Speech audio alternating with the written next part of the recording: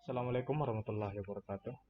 Perkenalkan, nama saya Irvianto dari Prodi D4 Teknik Multimedia dan Jaringan, jurusan Teknik Elektro, semester 6, tahun ajaran 2019-2020.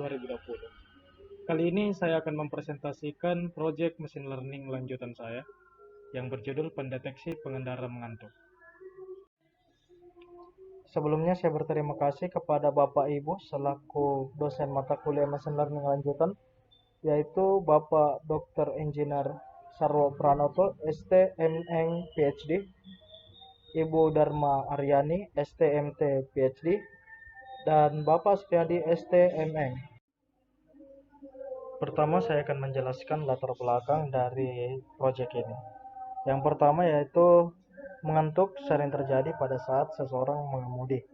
Mengantuk saat berkendara nampaknya hal yang sulit dihindari oleh pengemudi, apalagi ketika menyetir jarak jauh. Kemudian untuk tanda-tanda mengantuk terdapat beberapa tanda, yaitu seperti kelopak mata terasa berat, sulit berkonsentrasi, bingung, salah jalan, sering menguap, kepala terantuk-antuk, kendaraan jalan tidak beraturan, bahkan menyimpang dari jalur. Kemudian ada penelitian sebelumnya yang telah dipublikasikan, namun penelitian itu masih menggunakan cascade classifier, di mana tidak terlalu efektif untuk mendeteksi pengendara yang mengantuk. Sehingga pada penelitian ini kami melakukan penggabungan antara cascade classifier dan convolution neural network.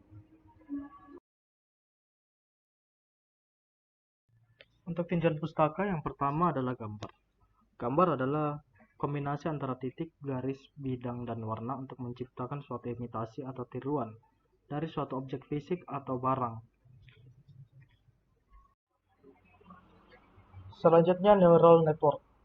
Neural network merupakan suatu metode artificial intelligence yang konsepnya meniru sistem jaringan saraf yang ada pada tubuh manusia, di mana dibangun node-node yang saling berhubungan satu dengan yang lainnya. Node-node tersebut terhubung melalui satu link yang biasa disebut dengan istilah way. Ide dasarnya adalah mengadopsi cara kerja otak manusia yang memiliki ciri-ciri parallel processing elemen dalam jumlah besar, dan fault tolerance. Sigmoid. Menurut Anderson dan Nelson, fungsi sigmoid bertujuan untuk menolong sistem untuk mendapatkan output yang diinginkan. Input yang masuk ke dalam neuron tidak hanya dikalikan dengan weight-nya, akan tetapi mereka juga dikalikan dengan ekuisasi karakter dari suatu neuron, atau lebih dikenal dengan istilah transfer function.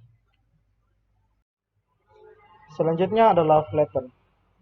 Flatten adalah metode mengubah data menjadi array satu dimensi untuk memasukkannya ke layar berikutnya. Flatten digunakan untuk menempatkan semua data pixel dalam satu baris dan membuat koneksi dengan layar terakhir. Kemudian OpenCV.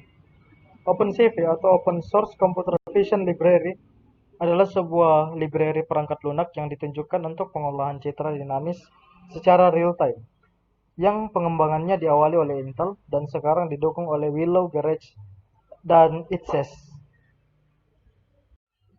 Kemudian Keras. Keras merupakan library jaringan saraf tiruan tingkat tinggi yang ditulis dengan bahasa Python dan mampu berjalan di atas TensorFlow, CNTK, atau Theano. Kemudian yang terakhir adalah Cascade Classifier. Cascading adalah kasus khusus pembelajaran ensemble berdasarkan gabungan beberapa pengklasifikasian. Oke, selanjutnya metode penelitian. Pada metode penelitian dilakukan 3 langkah, yaitu yang pertama pengumpulan dataset, pembentukan model, dan pengambilan data secara real time. Untuk pengumpulan dataset yang telah didapat dari internet akan dibagi menjadi 2. Ini adalah proses tagging. Dataset pertama yaitu dataset untuk mata terbuka, dan dataset kedua adalah dataset untuk mata tertutup. Masing-masing dikelompokkan menjadi dataset train dan dataset untuk tes. Kemudian pembentukan model untuk melatih dataset sehingga menghasilkan data validasi. dan akurasi. Itu model yang dibentuk adalah terdiri dari ReLU dan aktivasi final yaitu sigmoid. Kemudian untuk pengambilan data secara real time, seperti yang dijelaskan pada tinjauan pustaka sebelumnya, digunakan OpenCV yang akan mengambil data secara real time. Di pengambilan data secara real time ini, library OpenCV digunakan, sehingga secara real time akan bisa ketahuan apakah pengendara mengantuk atau tidak. Kemudian dari metode penelitian tadi diperolehlah hasil penelitian sebagai berikut. Yang pertama, pembagian dataset. Pada gambar kita bisa melihat dataset telah dibagi menjadi dataset untuk mata terbuka dan dataset untuk mata tertutup. Kemudian untuk pendeteksian mata tertutup dan mata terbuka. Pada tabel bisa kita lihat pada mata terbuka dapat dideteksi 9 benar dan 1 salah. Kemudian mata tertutup dideteksi 10 benar dan 0 salah. Itu pada kondisi terang. Sedangkan pada kondisi gelap, mata terbuka dideteksi benar 5 dan salah 5. Kemudian mata tertutup dideteksi benar 6 dan dideteksi salah 4.